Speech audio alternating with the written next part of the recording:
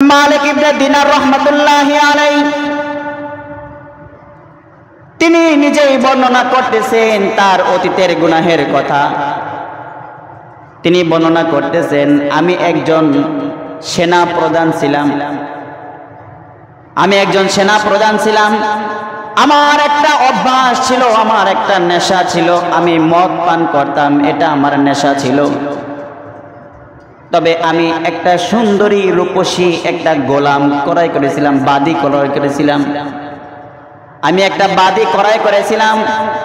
এই বাদীকে, গোলামকে আমি অনেক ভালোবাসতাম, আর এই বাদী আমাকেও অনেক ভালোবাসতো। পরবর্তীতে আমি এই বাদীকে বিয়ে করে নিলাম। আমার এই বাদীর গর্ভে, আমার এই স্ত্রীর গর্ভে একটা কন্যা সন্তান আসলো। সন্তানটা যখন পৃথিবীর বুকে ভূমিষ্ঠ হইল, সন্তানের প্রতি আমার একটা অদৃশ্য মায়া জন্ম হলো, একটা মমতা জন্ম হলো। কিন্তু আমার যে অভ্যাস ছিল মদ পান করা, এই অভ্যাসটা এখনো যায় নাই। আমি প্রতিদিন বাহিরে মদ পান করতাম, ঘরেও মদ পান করতাম। বাচ্চাটা যখন হাঁপুড় দিয়ে হাঁটে তখন তার প্রতি আমার মায়া মমতা আরো বেশি জন্ম হলো। এইভাবে আস্তে আস্তে মায়াটা যখন, আমার এই কন্যা সন্তানটা যখন আস্তে আস্তে হাঁটতে শুরু করে, আমার সামনে আসে, আমাকে বাবা বলে ডাকে, তখন তার প্রতি আমার মায়া মমতা আরো বেশি বেড়ে গেল। তার প্রতি ভালোবাসা আমার আরো বহুগুণ বেড়ে গেল। আমি তার সামনেই মদের পাত্র রাখতাম, সে আমার সামনে আসতো, আমাকে দেখলে আব্বু আব্বু বলে ডেকে আমার সামনে আসতো। কখনো কখনো এরকম হয়তো আমার সামনে আইসা মদের পেয়ালা টান দিত, আর এই মদ পরে আমার জামা ভিজে যেত, তার জামা কাপড় ভিজে যেত। এরকম অনেক সময় হইতো। মেয়েটার বয়স যখন 2 বছরে পূর্ণ হয়, 2 বছর বয়স হওয়ার পরে আমার এই মেয়েটা দুনিয়া থেকে চলে যায়। মেয়েটার শোকে আমি শোকা হতো। অনেক দিন পরে আমি বাহির থেকে অনেক বেশি নেশা করেছিলাম, অনেক বেশি মদ পান করেছিলাম। ঘরে আসলাম, ঘরে আসার পরে অনেক মদ পান করেছি, এত নেশা হয়েছিল আমার। আমি বিছানার ভিতরে টাল হয়ে শুয়ে পড়লাম, আমার আর দুনিয়ার কোনো খবর নাই। এই ঘুমের মধ্যে আমি স্বপ্নে দেখলাম কিয়ামতের ময়দান কায়েম হয়ে গেল। হযরত ইসরাফিল আলাইহিস সালাতু ওয়াস সালাম তিনি সিংহায় ফুৎকার দিলেন। সিংহায় ফু দেওয়ার পরে সব মানুষ কবর থেকে উঠতে শুরু করলো। হাসরের ময়দান কায়েম হয়ে গেল। সব মানুষের মধ্যে আমিও আছি সেই হাসরের ময়দানে। এমন এক অবস্থা সৃষ্টি হয়েছে, হঠাৎ করে আমার পিছন দিক থেকে একটা মৃদু আওয়াজ শুনতে পেলাম। পিছন দিকে আমি তাকানোর পরে দেখতে পেলাম বিশাল একটা কালো সাপ আমার দিকে তেড়ে আসতেছে। আমি দেখে ভয় পেয়ে গেলাম। এবার এই সাপের আক্রমণ থেকে বাঁচার জন্য আমি সামনে দৌড়াইতেছি। সামনে দৌড়াইতে দৌড়াইতে আমার সামনে দৌড়াইতে একটা বৃদ্ধা মহিলাকে দেখতে পেলাম। সে হাঁটতে হাঁটতে আসতেছে, লাঠি বর দিয়ে হাঁটতে হাঁটতে আসতেছে। আমি তাকে বললাম, আমাকে একটু বাঁচাও, দেখো কত বড় সাপ আমাকে ধাওয়া করতেছে, আমাকে তাড়া করতেছে, আমার কোনো উপায় নেই, আমি কি করব? তখন ওই বৃদ্ধা আমাকে বলল, তোমাকে বাঁচানোর মতো সক্ষমতা আমার নাই, আমি অপারগ, আমি তো বৃদ্ধা, আমি তো দুর্বল, ওই সাপ তো জোয়ান, ওই সাপ তো অনেক শক্তিশালী, ওইটা থেকে বাঁচানোর মতো শক্তি আমার নাই, তুমি আরো সামনের দিকে যাও।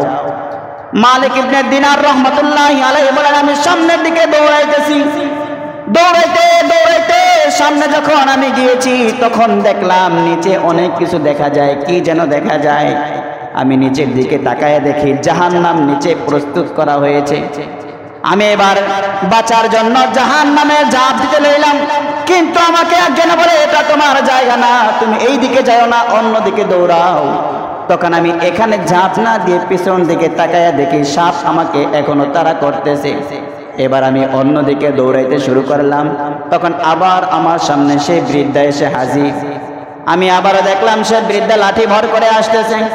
বৃদ্ধাকে আমি বললাম, সাপ আমাকে তাড়া করতেছে, আমাকে ধরে ফেলবে, আমাকে কোনো একটা উপায় খুঁজে দাও, আমাকে একটু বাঁচাও, সাপের তাড়া থেকে আমাকে বাঁচাও। তখন এই বৃদ্ধা জবাব দিল, তোমাকে বাঁচানোর মতো শক্তি আমার নাই, সক্ষমতা আমার নাই, ওই সাপ অনেক শক্তিশালী, তুমি এই দিকে যাও, দেখো তুমি কাউকে পাও কিনা, এর চেয়ে শক্তিশালী কেউ তোমাকে বাঁচাইতে পারে কিনা। তখন মালিক ইবনে দিনার রহমাতুল্লাহি আলাইহি তিনি অন্যদিকে দৌড়াইলেন। দৌড়াইতে দৌড়াইতে তিনি দেখলেন বিশাল বড় একটা পাহাড়। এই পাহাড়ের মধ্যে স্বর্ণের বড় বড় অট্টালিকা তৈরি করা, সেখান থেকে অনেক সুন্দর সুন্দর আলো আসতেছে। তিনি যখন এই বিল্ডিং এর সামনে গেলেন, যাওয়ার পরে দেখেন ভিতরে অনেক মানুষ, ছোট ছোট বাচ্চা। তিনি সেই বিল্ডিং এর দরজার সামনে গিয়ে এবার বলতেছেন, বাঁচাও বাঁচাও বাঁচাও, কে আছো এখানে, আমাকে বাঁচাও, আমি আর পারতেছি না, বড় সাপ আমাকে তাড়া করতেছে, আমাকে বাঁচাও। এই কথা বলার সাথে সাথে ভিতর থেকে ছোট ছোট বাচ্চারা দৌড়াইয়া আসলো। আসার পরে সবাই আমার দিকে তাকিয়ে আছে, আমিও তাদেরকে চোখ বুলাইয়া বুলাইয়া দেখতেছি। আমি দেখলাম কিছুক্ষণ পরে তাদের মধ্যে থেকে আমার সেই 2 বছরের মেয়েটা যে মারা গিয়েছিল, আমি দেখতে পেলাম সেই মেয়েটা তাদের মাঝেও আছে। সেও আমাকে দেখলো, আমিও তাকে দেখলাম। সে আমাকে দেখে সাথে সাথে চিনে ফেললো, এই তো আমার বাবা, এত বড় বিপদে সে পড়েছে। মেয়েটা দৌড়ায় আইসা আমার কোলে উঠলো, আর সাপ কাছাকাছি চলে আসলো। সাপ কাছাকাছি আসার পরে মেয়েটা তার ডান হাত বাড়াইয়া দিল। ডান হাত বাড়ায় দেওয়ার সাথে সাথে সাপ সেখান থেকে চলে গেল। বলেন না সুবহানাল্লাহ। মালিক ইবনে দিনার এবারে কন্যা সন্তানকে বলতেছে, মা তুমি তো আরো বহুদিন আগে দুনিয়া ছেড়ে চলে গিয়েছো, কিন্তু এখন তুমি এখানে কি করো? তখন ওই মেয়েটা বলতেছে, বাবা, আমরা যারা ছোট ছোট বাচ্চা অল্প বয়সে মারা যাই, যারা বালেগ হওয়ার আগে, প্রাপ্ত বয়স্ক হওয়ার আগে দুনিয়া ছেড়ে চলে আসে, তারা সবাই এই বিল্ডিং এর ভিতরে থাকে এবং আমাদের সাথে হযরত ইব্রাহিম আলাইহিস সালাতু ওয়াস সালাম খেলাধুলা করে। বলেন না সুবহানাল্লাহ। জাতির পিতা হযরত ইব্রাহিম আলাইহিস সালাতু ওয়াস সালাম তিনি বাচ্চাদের নিয়ে খেলাধুলা করেন। এরপরে কোলে বৈশা মায়াটা তার দিকে তাকাইতেছে আর দেখতেছে বাবা তো বড় গুনাহগার, গুনাহের কারণে বাবা আজকে এত বড় মুসিবতে পড়ছে।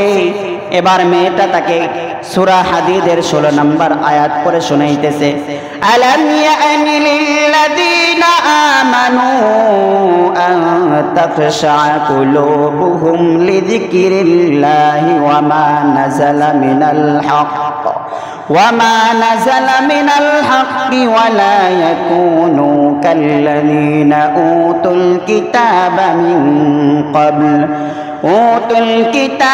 من قبل فطال عليهم الأمد فقست قلوبهم وكثير منهم فاسقون।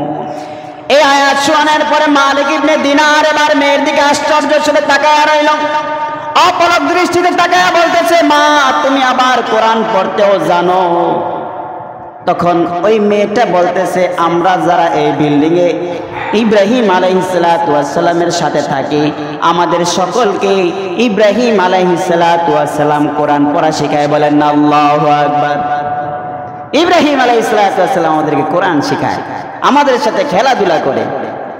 এবার মালিক ইবনে দিনার রহমাতুল্লাহি আলাইহি বলতেছেন, এবার তোমার কথা বুঝলাম, আমার প্রশ্নের উত্তর দাও। আমাকে ওই যে বড় সাপটা ধাওয়া করতেছিল, আমি একটা বৃদ্ধার সামনে 2 বার পড়েছিলাম, তাকে আমি বলেছিলাম বাঁচাইতে, সে বলেছে আমি অপারগ, বাঁচাইতে পারবো না। এরপরে আমি তোমাদের এখানে আসলাম, তুমি ডান হাত দিয়ে ইশারা করলা, আরে সাপ চলে গেল, এর কারণটা কি আমাকে একটু বুঝাইয়া দাও। তখন এই বাচ্চা মেয়েটা বাবাকে বলতেছে, বাবা ওই যে সাপ আপনাকে তাড়া করতেছে, এই সাপ হলো আপনার বদ আমল। আপনি যে গুনাহ করেন, আপনি যে মদ পান করেন, আপনি বিভিন্ন গুনাহে জর্জরিত হয়ে আছেন, এই গুনাহ হলো আপনার ওই সাপ। আপনার গুনাহ এত শক্তিশালী হয়ে গেল, আর আপনার সামনে যে বৃদ্ধাকে আপনি দেখতে পেয়েছেন লাঠি ভর করে হাঁটে, এই বৃদ্ধা হলো আপনার নেক আমল। আপনার নেক আমল এতই দুর্বল, আপনার নেক আমল আপনাকে জান্নাতে নিতে পারবে না। এত বেশি গুনাহ করেছেন, এই গুনাহ আপনাকে জাহান্নামের দিকে নিয়ে যাবে। সুতরাং এখনো সময় আছে, আপনি তওবা করুন, আল্লাহর কাছে ক্ষমা চান, গুনাহগুলোকে ছেড়ে দেন, আল্লাহর কাছে তওবা করেন। এই কথা বলার পরে মালিক ইবনে দিনারের ঘুম ভেঙে গেল। এবার তিনি উঠে দেখলেন এখনো রাত্রি বাকি আছে। স্ত্রীকে জিজ্ঞেস করলেন, স্ত্রী সময় কতটুকু হয়েছে, রাত্র কি শেষ নাকি এখনো আছে? এবার স্ত্রী বলতেছে এখনো পর্যন্ত রাত্র বাকি আছে। মালিক ইবনে দিনার এবার তিনি নিজেকে পরিষ্কার করলেন, পবিত্র করলেন, এরপরে ঘর থেকে বের হয়ে মসজিদের দিকে ছুটে চললেন।